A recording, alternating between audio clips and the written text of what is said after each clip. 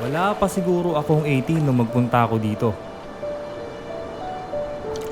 At malay ko ba, na sa ilang araw na nagbakasyon kami dito sa Santo Tomas, ay ma-experience ko ang mga bagay na hindi ko na makakalimutan habang buhay.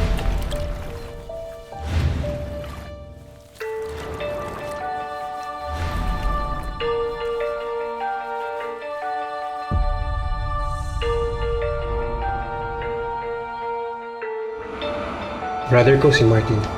Hi, Martin. Huli na yan si Martin. Pakita mo, Mark. Sige na.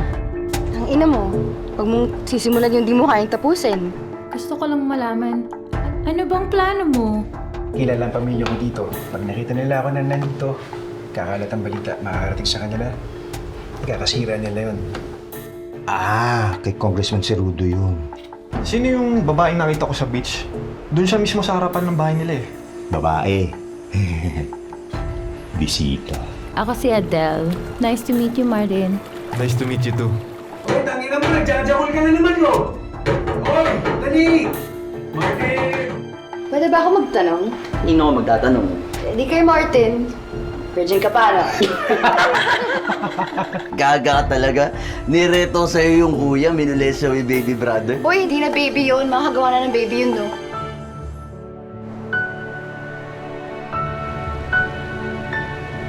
Mahal ka ba niya? Sana. Siguro. Let's not talk about it. You like it? Or you don't? Thank you, Martin. Thank you. Bakit? Basta. You only have two choices in life. Manggamit ka o magpagamit ka. Choice mo yun.